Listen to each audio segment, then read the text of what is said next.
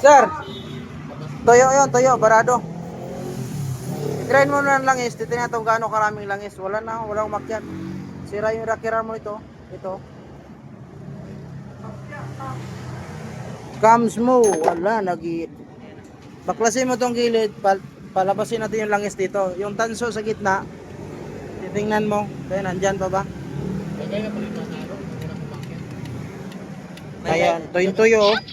Kagaya pa rin ba natin boss na walang umakyat talaga? Yeah. Pag yan, napabayaan mo sa langis, ang motor talaga, pag walang umakyat na langis, baka isang biyahe mo lang. Isang biyahe mo lang. Pero kung magbilang ka ng buwan, tapos walang langis, ay ibig sabihin yan, buwan na binilang mo, na problema sa langis mo. Na napabayaan mo. Kasi halimbawa, walang umakyat na langis, nagamit mo na isang uwian lang, wala na. Yung customer ko dito, bago nagkapalit ng camshaft, bago pa nakaram, galing sa pang shop, nasira.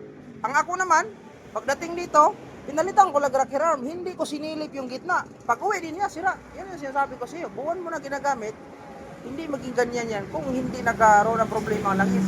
Nabarahan yan. Ano yan, bay, baklasin mo to, bay, gilid, patagusin mo yan. I-drain mo naman ang langis. Wala na langis. Wala langis mo, sir, oh. Konti na lang.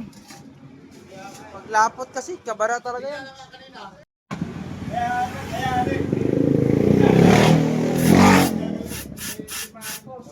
Rocker arm yan. Napalitan ng rocker arm, nalinis na, matigilid. Titingnan natin, no, bulwak ha. Kailangan bulwak talaga siya.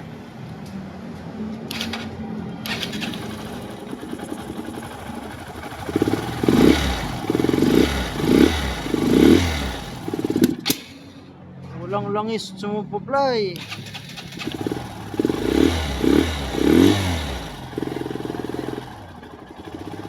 Ayan. Mahina ba eh. Ayan na.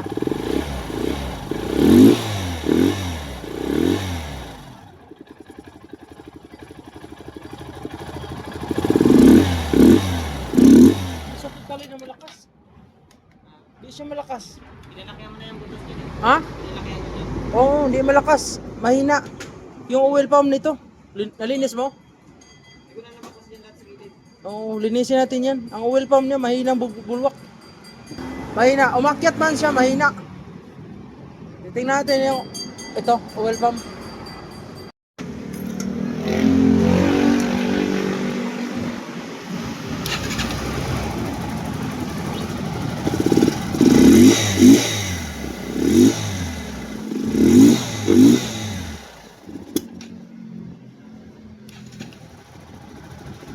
Okay na sir, oh. Malakas na.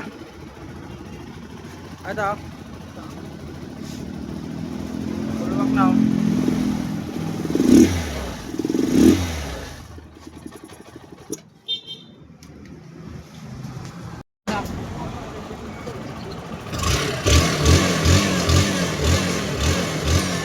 Balik na ban. Balik ka sa tahimik. Alagaan mo kasi si langis. Sabihin mo kay misis mo na langis-langis din.